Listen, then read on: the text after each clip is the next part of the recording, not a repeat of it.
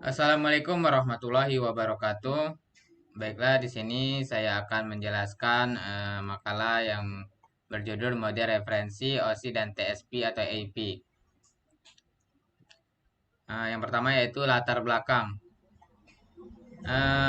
Jaringan adalah sekumpulan komputer yang dapat saling berkomunikasi satu sama lainnya dan berbagi peralatan yang dapat diakses secara bersama-sama. Topologi komunikasi yang terhubung dengan komputer lainnya dibagi menjadi empat, yaitu topologi bintang atau star, topologi cincin, topologi bus. Agar dapat berkomunikasi antara satu dengan komputer lainnya diperlukan sebuah protokol jaringan. Protokol adalah aturan atau sekumpulan aturan dan standar yang memungkinkan komputer dapat saling berkomunikasi. Keuntungan yang diperoleh dengan terhubungnya komputer satu dengan lainnya dalam sebuah jaringan dengan menggunakan protokol TSP atau IP. TSP atau IP di samping protokol berlapis juga mengikuti standar ISO atau International Organization of Standard dan OSI Open System Interconnection yang memungkinkan untuk berkomunikasi seluruh dunia walaupun platform yang digunakan berbeda-beda.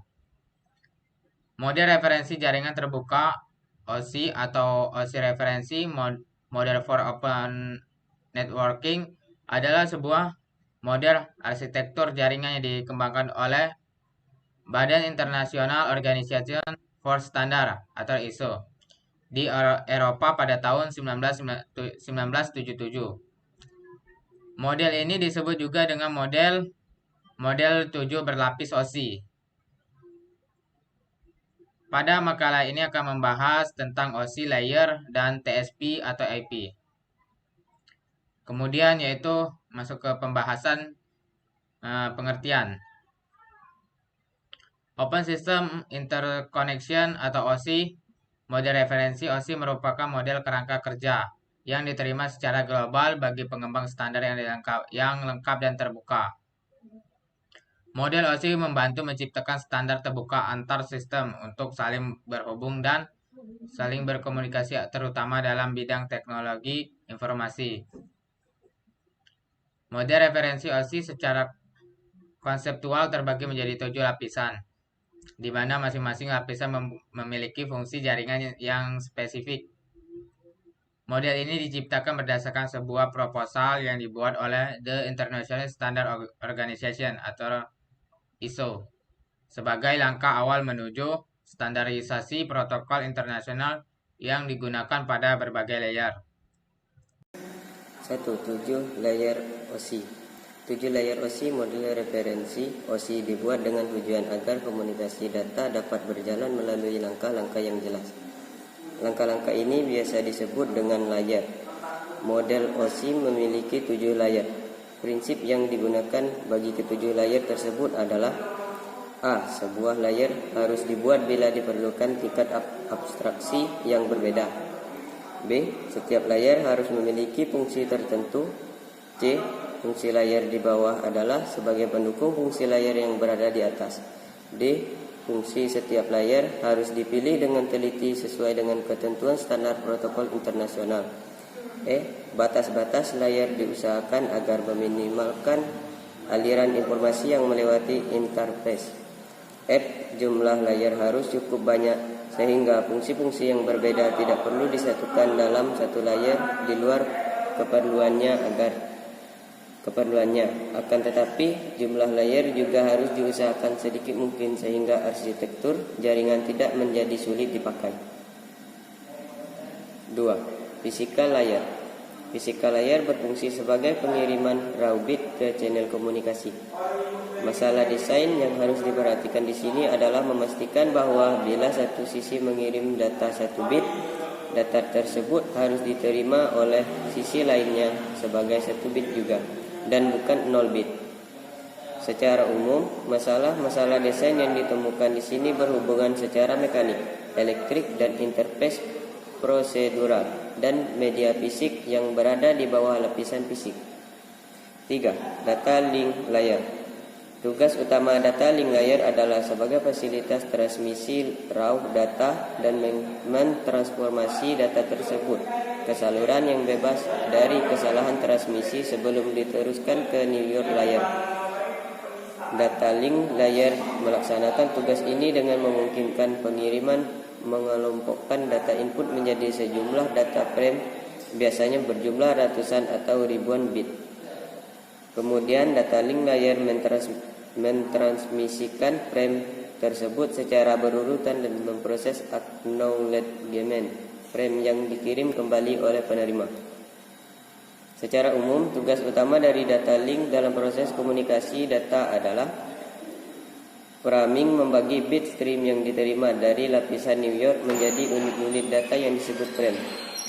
Physical addressing, definisi identitas pengirim atau penerima yang ditambahkan dalam header. Flow control, melakukan tindakan untuk membuat stabil laju bit jika rate atau laju bit stream berlebih atau berkurang. Error control, penambahan mekanisme deteksi dan retransmisi frame-frame yang gagal terkirim.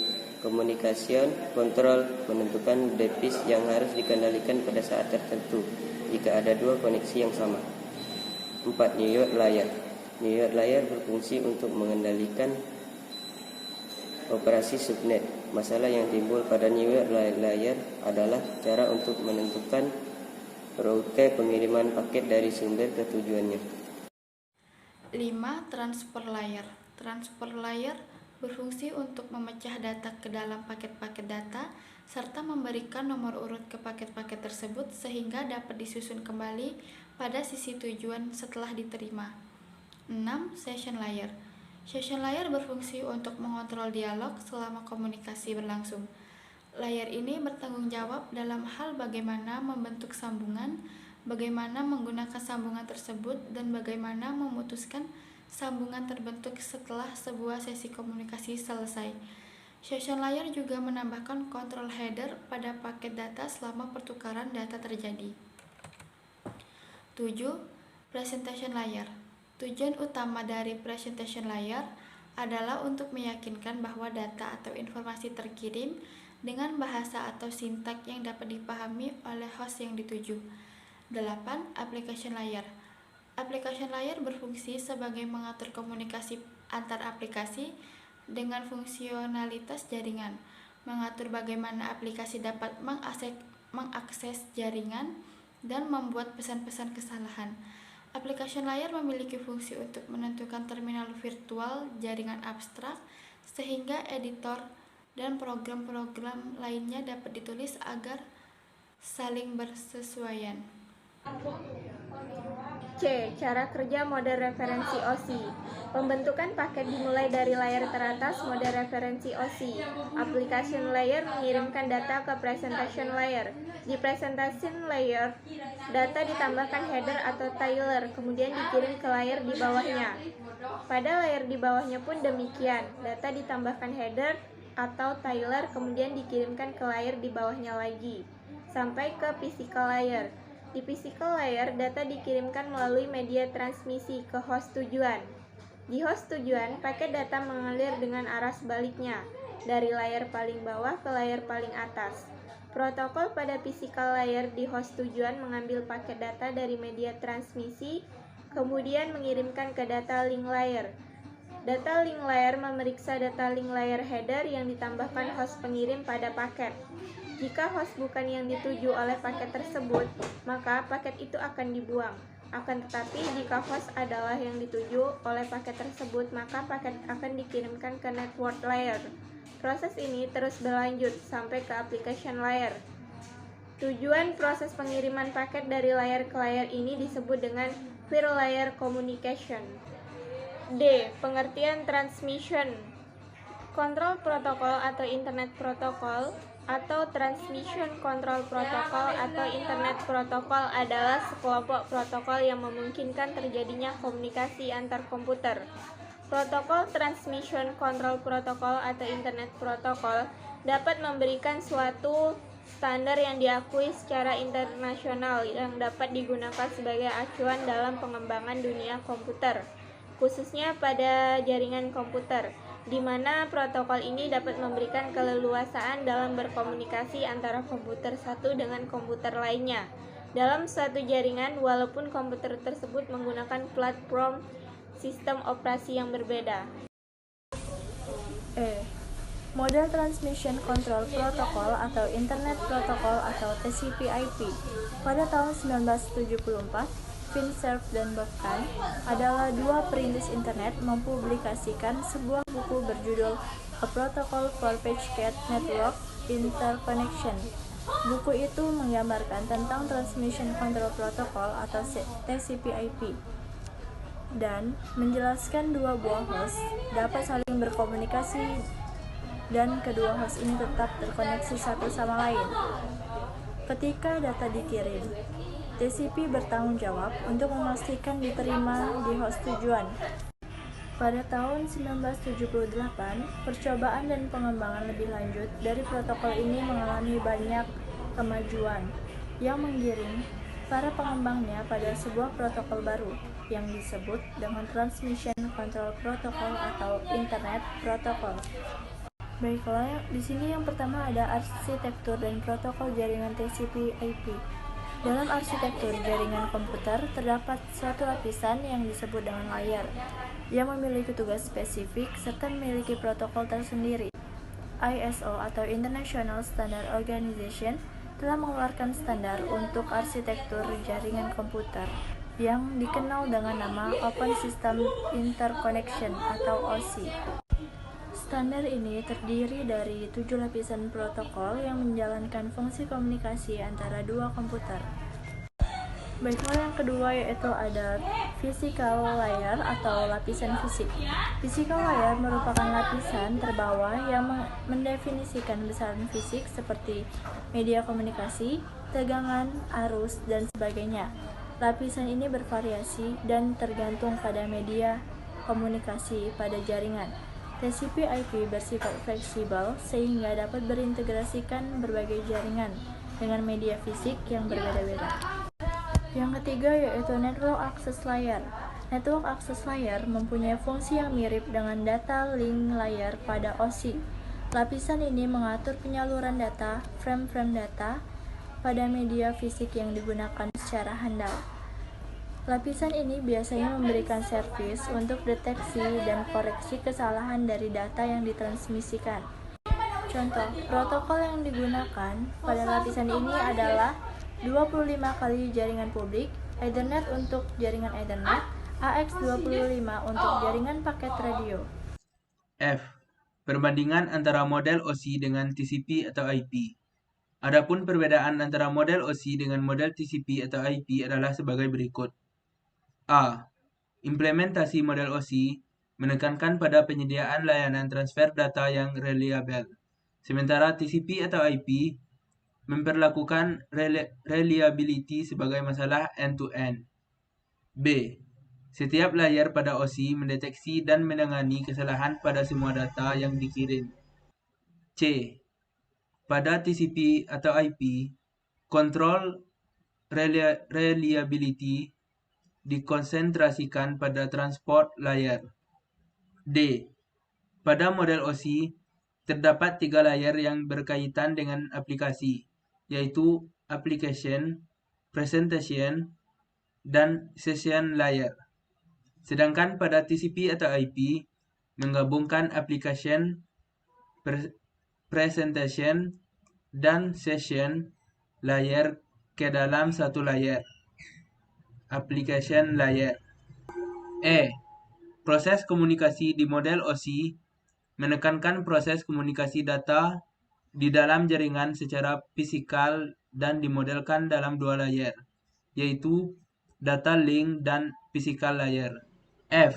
Model OSI memiliki 7 layer dalam menjelaskan proses komunikasi data di dalam jaringan. G. Model referensi OSI bersifat model standar yang digunakan sebagai referensi dalam menjelaskan proses komunikasi data untuk semua vendor dan sistem. Kesimpulan. 1. Model referensi OSI merupakan model kerangka kerja yang diterima secara global bagi pengembangan standar yang lengkap dan terbuka. 2. TCP atau IP, Transmission Control Protocol atau Internet Protocol, adalah sekelompok protokol yang memungkinkan terjadinya komunikasi antar komputer. 3. Perbedaan antara model OSI dengan model TCP atau IP adalah sebagai berikut. A. Implementasi model OSI menekankan pada penyediaan layanan transfer data yang reliable, sementara TCP atau IP memperlakukan reliability sebagai masalah end-to-end. B. Setiap layer pada OSI mendeteksi dan menangani kesalahan pada semua data yang dikirim. Transport layer pada OSI memeriksa reliability di source to destination. C. Pada TCP atau IP, kontrol reliability dikonsentrasikan pada transport layer. D. Pada model OSI terdapat 3 layer yang berkaitan dengan aplikasi, yaitu application, presentation, dan session layer. E. Proses komunikasi di model OSI menekankan proses komunikasi data di dalam jaringan secara fisikal dan dimodelkan dalam 2 layer, yaitu data link dan physical layer. F. Model OSI memiliki 7 layer dalam menjelaskan proses komunikasi data di dalam jaringan pada TCP atau IP. G. Model referensi OSI bersifat sebagai model standar yang digunakan sebagai referensi dalam menjelaskan proses komunikasi data untuk semua vendor dan sistem. 3.2 Saran. Cobalah untuk mencari tahu lebih lengkap tentang referensi model OSI dan TCP atau IP. Dan mungkin belumlah cukup tanpa penjelasan lebih lanjut dari dosen pengajar mata kuliah jaringan komputer. Semoga makalah ini bermanfaat bagi pembaca. Mohon maaf apabila terdapat kesalahan dan kekurangan dalam penulisan atau pembahasan pada makalah ini.